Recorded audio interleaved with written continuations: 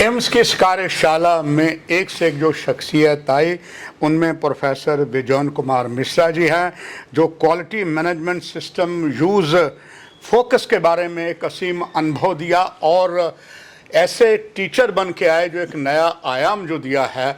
Doctors जो जिस तरीके से इन्होंने उनसे मिले, हर डॉक्टर ने जो पार्टिसिपेट सोचा इससे अच्छा हमें गुरु कोई शिष्य नहीं मिल सकता। अब एम्स के सोशल मीडिया के साथ हैं। सर, आपका बहुत बहुत स्वागत। आपने एक नया इतिहास मैंने देखा कि किस तरीके से आपने सबको मोल्ड किया। दर्शकों के लिए जानना चाहूँगा सर कि इसका फ़ायदा हमेशा सर आम ये डॉक्टर्स और इसके बाद एम्स जब शुरू होगा under the command of doctor Shakti Gupta, उसका लाभ ये डॉक्टर उठाकर किस तरह से एम्स मरीजों को देंगे सर? यूसी आपने महसूस किए होंगे हमारे सेशन में सर, हम अपना बचपन को याद किए।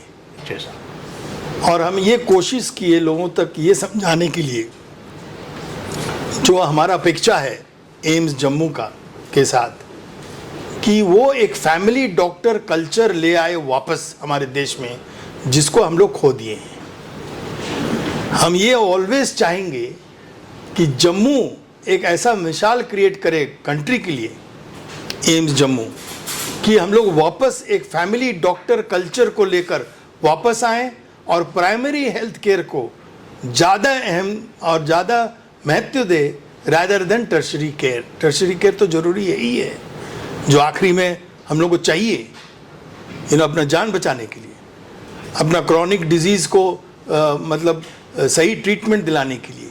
लेकिन प्राइमरी हेल्थ केयर हमारे देश में अभी भी काफ़ी उसमें इम्प्रूवमेंट का ज़रूरत है और जो होनी चाहिए। और वो तब होगा जब सारे लोग जो मेडिकल प्रोफेशन से जुड़े हुए हैं, वो आयुष डॉक्टर हो या एलोपैथी डॉक्टर हो या रेडियोलॉजिस्ट हो या एक्सरे टेक्नीशियन हो, जितने लोग हेल्थ केयर से जुड़े हुए हैं, आजकल टेक्नोलॉजी एक बहुत अहम रोल प्ले कर रहे हैं, जैसे टेलीमेडिसिन हुआ, ये सारे लोगों को एकत्रित करके एक अम्ब्रेला के नीचे लाना होगा।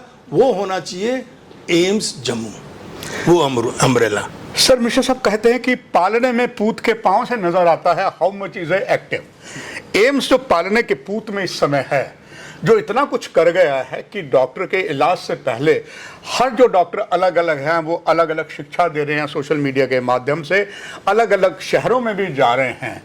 ये जो अनुभव आपने पाया, पालने में पूत तो अच्छा हो गया है, कितना जवान होकर एम्स जम्मू को एक नई दिशा देगा? क्योंकि एम्स में सर हिमाचल भी है, पंजाब भी आएगा और बर्फीला रेगिस्तान लद्दाख और कारगिल भी आएगा पेशेंट्स। हम तो उम्मीद कर रहे हैं कि कन्याकुमारी से भी आएगा।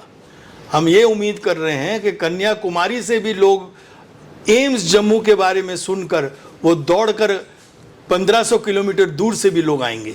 तो हम ये उम्मीद कर रहे हैं कि एक ऐसा हम लोग एक प्रक्रिया शुरू करें कि हर पेशेंट ये फील करें कि एम्स जम्मू में जाने से पेशेंट फर्स्ट का कल्चर आता है।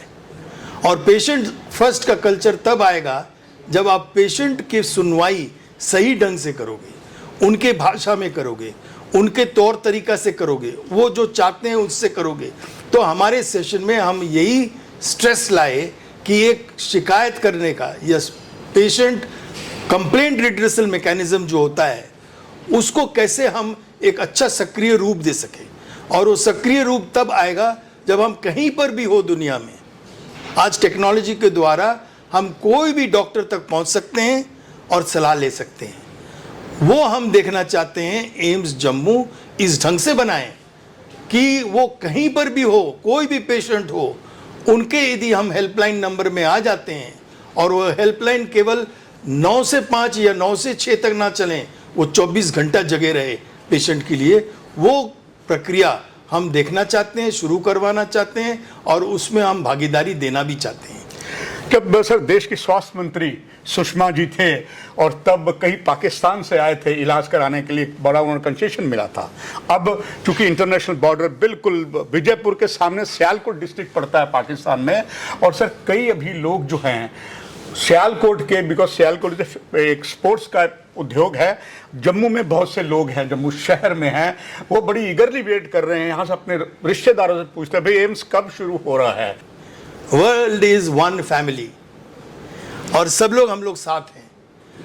तो हम ये उम्मीद कर रहे हैं, और आप सुषमा जी का याद दिला दिए, क्योंकि हमको भी याद है, हम भी सुषमा जी के साथ काम करने का हमको भी मौका मिला, और सुषमा जी ने हमको ये कहे थे, हमको इस एक मशलकर कमेटी में हमको मान्यता दिए, हमको नॉमिनेट किए, क्योंकि वो कह रहे थे कि यदि दवाई में मिलावट पाया जाए और जो दोषी है उसको लाइफ सेंटेंस मिलनी चाहिए और डेथ पेनल्टी होनी चाहिए।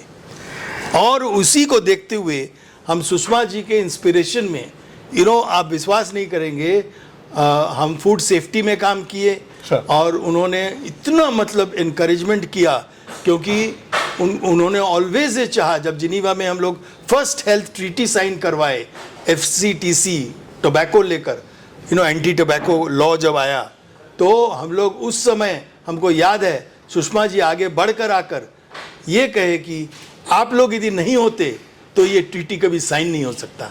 सोचिए कि कितना मतलब उनके अंदर में एक बड़ापन था, कितने हम्बल रहे वो।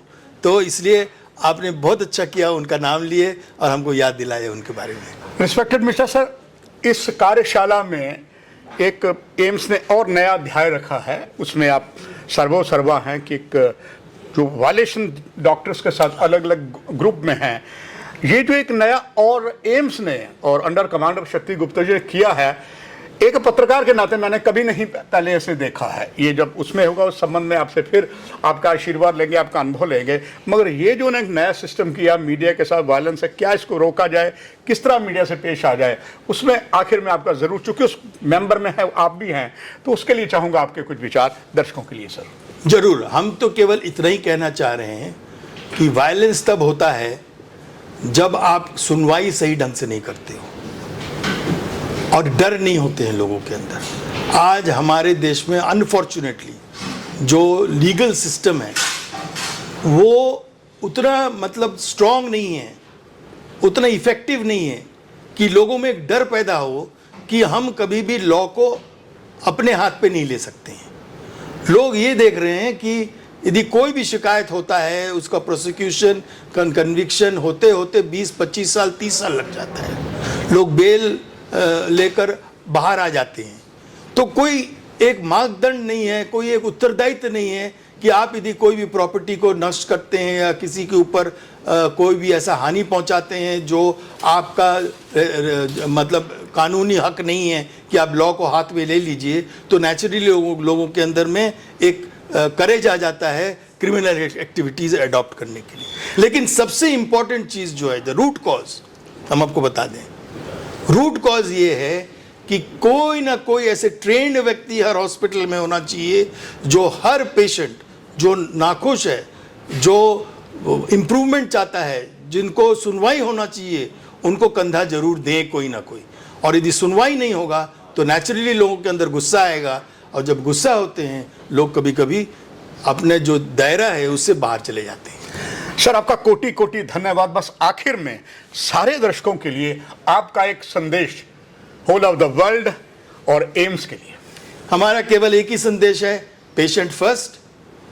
और पेशेंट को हमारा एक संदेश है, कभी भी कानून को अपने हाथ में मत लीजिए, मुस्कुराते हुए डॉक्टर से मिलिए, मुस्कुराते हुए सब आपका तकलीफ बताइए और आपको ज़रूर ट्रीटमेंट मिलेगा, आपको ज़रूर क्वालिटी सर्विस मिलेंगे। आप यदि एक रेस्पॉन्सिबल पेशेंट होकर रेस्पॉन्सिबली अपने को बिहेव करेंगे, तो हम यही कहना चाहिए कि आपका जितना हक है, राइट है, उतना आपका जिम्मेदारी भी है। जिम्मेदारी आप जरूर निभाइए। धन्यवाद।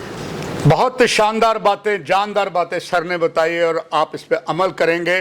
सर को धन्यवाद देते हुए एम्स के सोशल मीडिया में इतना ही। नमस्कार।